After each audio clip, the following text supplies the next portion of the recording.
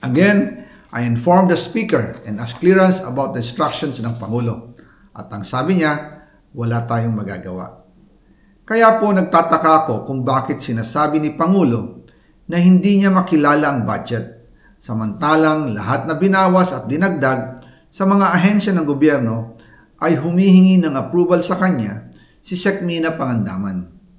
Bago namin ginawa o tinapos ni Senator Chis Escudero during the BICAM. Sinabi pa ni Sec. Mina, everything is cleared with the President. Basta importante, pasok ang pondo na request ng Pangulo.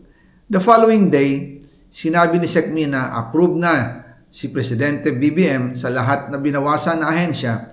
Masaya na ang Pangulo dahil naipasok ang gusto niyang 100 billion insertion.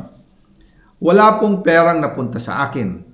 Lahat po ng insertion napunta sa ating Pangulo at Speaker Martin Romualdez.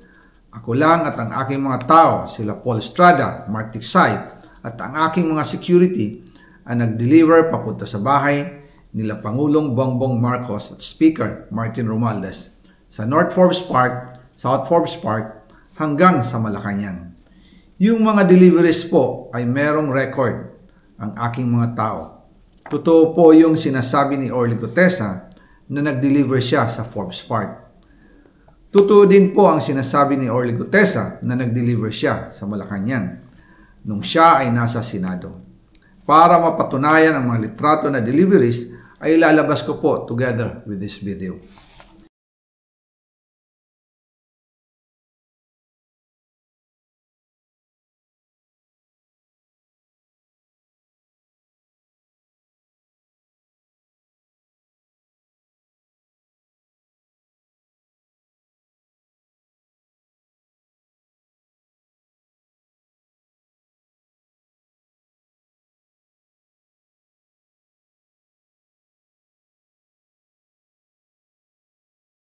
After po ng approval ng budget sa General Appropriations Act of 2025, nagtanong po ako sa DPWH kung magkano ang kailangan na ibigay sa Office of the President o ang SOP na bigayan.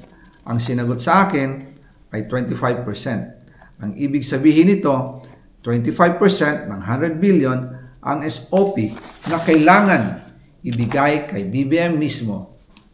In total, 25 billion ang napunta kay Pangulong Bongbong Marcos. Kaya ngayon ay hinahamon ko si Ombudsman Remulla kung seryoso talaga siya sa mga sinasabi niya sa kanyang press release na idadamay niya pati si Martin Romualdez kung magbibigay ako ng ebidensya. Patunayan niya ngayon ang pronouncement niya. Imbestigahan niya ang fraternity Brad at ang kanyang kaibigan na si Speaker Martin Romualdez kung talagang tutupad siya sa tungkulin niya. Imbestigahan din niya si President Bongbong Marcos. Sabi nga ni BBM nung SONA, let's do it right at mahiya naman kayo, hindi po ba? Nananawagan din po ako sa Senado na imbestigahan ang 100 billion insertion ni Presidente. Alam ko po na hindi gagawin ni Ombudsman Remulla ang hamon ko. Pero magaling ang Senado sa imbestigasyon at ako ay naniniwala na dahil sa kanila lalabas ang katotohanan.